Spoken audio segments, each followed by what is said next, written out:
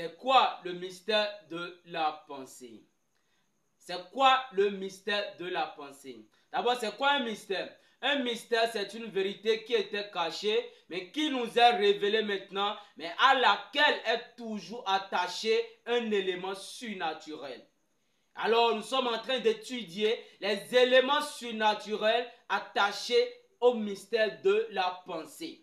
Pourquoi? Parce que après que les sons ont été ouverts, après que les vérités mystères ont été divulguées, nous avons la compréhension parfaite, la compréhension claire de tout ce qui était, de tout ce qui est et de tout ce qui sera.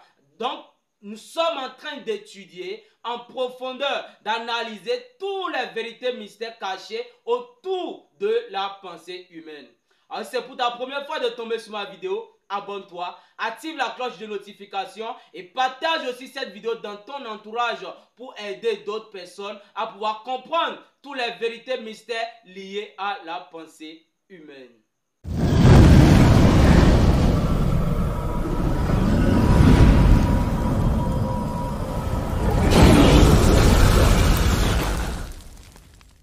Avant de pouvoir continuer toujours sur notre enseignement que j'ai intitulé le mystère de la pensée, nous allons d'abord prendre notre écriture de base dans Philippiens 4 verset 8.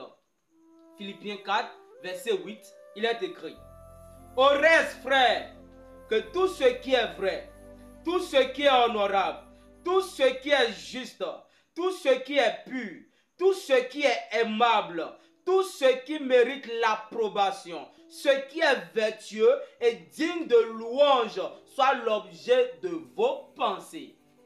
Que l'Éternel ajoute la bénédiction à sa parole. Dans cette écriture, Paul nous dit que tout ce qui est vrai, tout ce qui est pur, tout ce qui est aimable, tout ce qui est digne de louange, digne de l'approbation, soit l'objet de nos pensées. Pourquoi? Parce que la plus grande bataille jamais livrée est livrée aujourd'hui dans la pensée. Quand nous parlons du combat spirituel, le combat spirituel commence d'abord dans notre pensée. Voyez-vous? Remarquez, autrefois, ce combat était charnel. C'est pourquoi Paul dit, nous n'avons pas lutté contre la chair ni le sang, mais nous avons lutté contre les dominations, contre les esprits méchants dans les lieux célestes, contre les princes de ce monde du ténèbre, voyez-vous? Mais tous ces combats commencent d'abord dans notre pensée. Remarquez, il est écrit, le troisième exode est comparable au premier exode, ou le premier exode est comparable au troisième exode. Et quand nous entrons dans le premier exode, nous voyons que lorsque Moïse était sorti avec les enfants d'Israël et ils sont entrés dans la terre promise, il avait eu des combats et le sang giclait, le sang coulait. Mais ce combat était un combat charnel. Ce combat était un combat de la chair et le sang. Ils combattaient avec de l'épée. Mais cette fois-ci, notre combat aujourd'hui n'est pas un combat charnel, n'est pas le combat de la chair ni le sang, mais nous avons à combattre le bon combat. La plus grande bataille jamais livrée est livrée aujourd'hui dans la pensée humaine. Pourquoi? Parce que toutes les décisions se prennent dans notre pensée. Et notre pensée a été choisie comme le lieu de combat. Là où la plus grande bataille doit se dérouler. Et quand nous retournons même en Éden, nous voyons que pour la première fois, pour que le péché soit commis, le péché était commis d'abord dans la pensée humaine. Lorsque le prédicateur séducteur était devant Ève, il a commencé à exhorter Ève, à lui parler des bienfaits de son fruit. D'abord, il fallait que Ève accepte. Pourquoi? Parce que Dieu a donné le libre arbitre à l'homme. Et pourquoi Dieu avait donné le libre arbitre à l'homme? Parce qu'il savait que l'homme devait tomber. Et si Dieu n'avait pas donné le libre arbitre à l'homme et l'homme tombait, alors ce serait que c'était Dieu qui était tombé. Pourquoi? Parce que Dieu s'est représenté encore sur la terre dans l'homme. Et nous sommes son représentant. Donc si l'homme était tombé, ce serait que c'est Dieu qui s'est tombé. Donc c'est pourquoi il a donné le libre arbitre à l'homme. Pour que dans n'importe quelle situation, devant n'importe quelle circonstance, tu puisses te trouver devant deux opinions, devant deux volontés différentes. Et c'est à toi maintenant de choisir ce qui est bon. Voyez-vous? Donc Ève avait le choix, par son libre arbitre, de choisir d'accepter le message que Satan lui donnait, d'accepter l'idée que Satan était en train de lui communiquer directement, et elle avait aussi le libre arbitre de le refuser. La plus grande erreur qu'elle avait commise, elle avait accepté cela. Alors lorsqu'elle a accepté cela, elle a commencé à méditer dessus, elle a commencé à réfléchir dessus, elle a commencé à penser dessus, automatiquement cela est descendu dans son âme. Et notre âme, la seule manière pour lui de pouvoir comprendre quelque chose, c'est de devenir la chose. Ce que tu l'inculques, ce que tu lui dis, c'est ce qu'il finira par comprendre. Voyez-vous? Et tout ce qu'on est en train de dire, tout cela s'est passé dans l'intervalle de quelques minutes. Un message qui est lancé directement dans sa pensée, elle avait le libre arbitre d'accepter ou de refuser. Alors elle a accepté automatiquement, et elle a commencé à méditer cela, et cela a envoyé un message directement dans son âme. Et lorsque son âme a reçu cela, ensuite l'acte s'est posé. Voyez-vous? D'abord le péché a commencé dans la pensée humaine. C'est pour cela, toute victoire s'acquiert d'abord dans la pensée.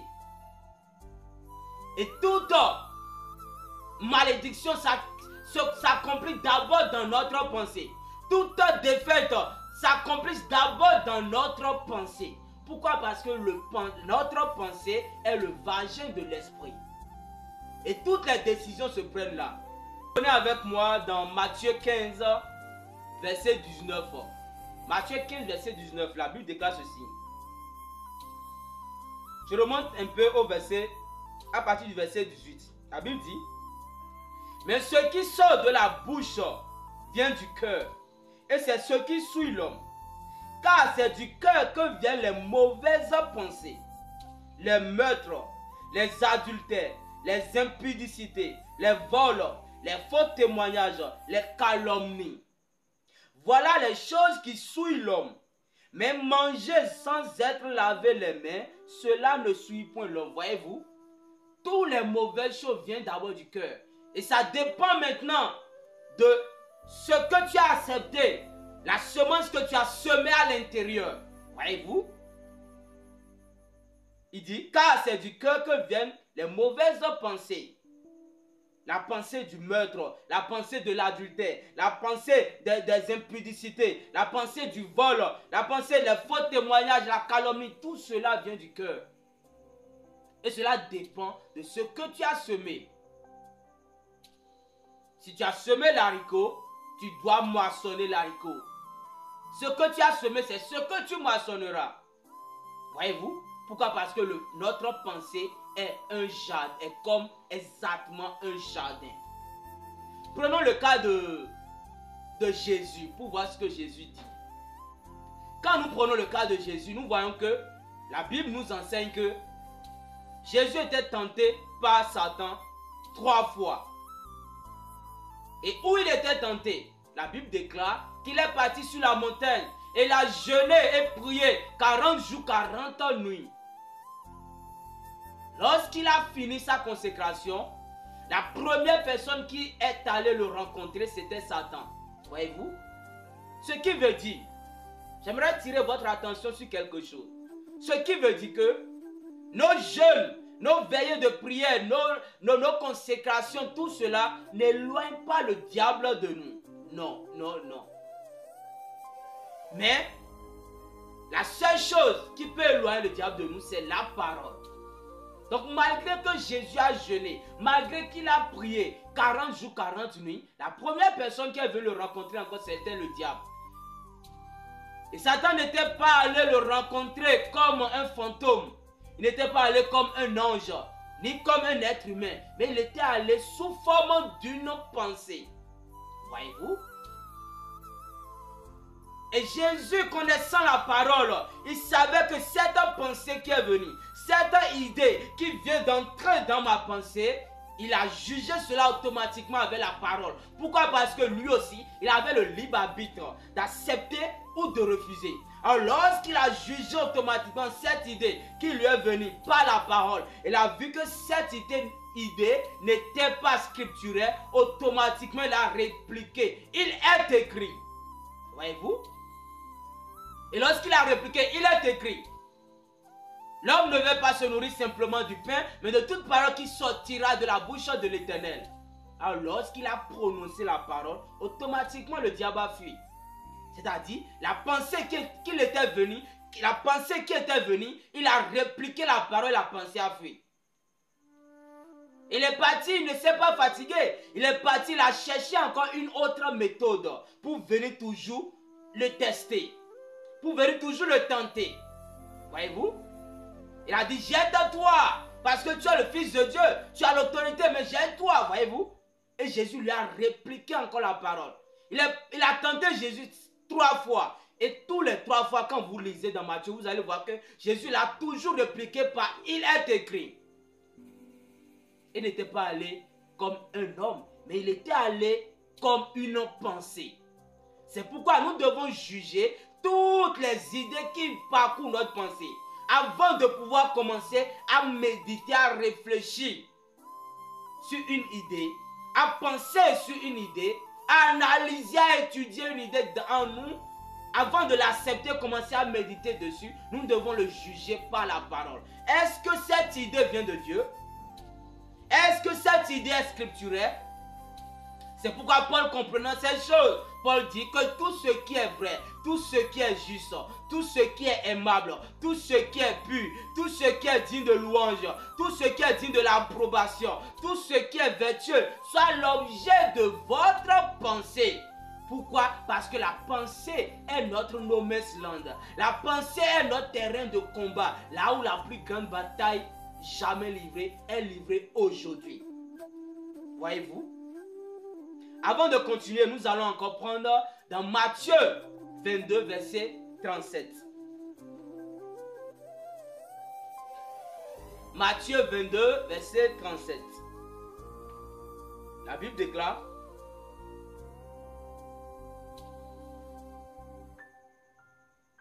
Jésus lui répondit. Matthieu 22, verset 37, il dit: Jésus lui répondit: Tu aimeras le Seigneur ton Dieu de tout ton cœur, de toute ton âme et de toute ta pensée.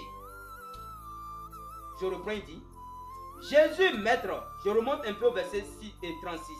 Maître, quel est le plus grand commandement de la loi? Jésus lui répondit: Tu aimeras le Seigneur de tout ton cœur, de tout ton cœur. Tu aimeras le Seigneur ton Dieu de tout ton cœur, de toute ton âme et de toute ta pensée. Voyez-vous?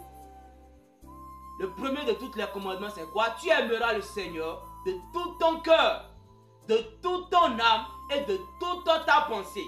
C'est-à-dire quoi? Tu ne vas pas laisser les choses vaines, les choses qui sont contraires à la parole te traverser. Il est écrit, vous ne pouvez pas empêcher à la mauvaise pensée, à la pensée négative de ne pas vous traverser. Cela viendra, mais tu as le libre arbitre de le refuser ou de l'accepter.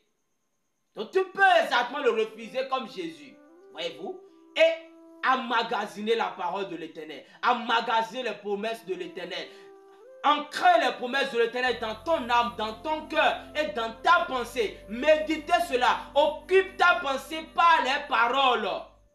C'est pourquoi Paul, comprenant ces choses, il déclare au reste, frère, que tout ce qui est vrai, que tout ce qui est pur, que tout ce qui est juste, que tout ce qui est aimable, tout ce qui est vertueux, tout ce qui est digne de louange, digne de l'approbation, soit l'objet de votre pensée. Parce que lorsque tout ce qui est de la parole, tout ce qui est scripturel est ancré en toi, est l'objet de ta pensée, alors tu as créé une nouvelle terre autour de toi. Tu as créé un nouveau monde autour de toi. Et tu vibres à des fréquences très élevées. Voyez-vous? Et tu dégages rien que des énergies positives autour de toi. C'est pourquoi notre pensée, nous devons contrôler tout ce qui traverse notre pensée. Nous devons contrôler tout ce que nous acceptons, parce que Dieu nous a donné le libre arbitre d'accepter ou de refuser. Alors nous devons juger chaque pensée, nous devons juger chaque idée qui nous vient en tête, qui viennent dans notre pensée par la parole avant de pouvoir la méditer. Alors que Dieu vous bénisse. C'était votre frère Joram, le Logos. Rendez-vous le vendredi à 12h12 comme d'habitude pour une prochaine vidéo. Tout est possible à celui qui croit. Shalom.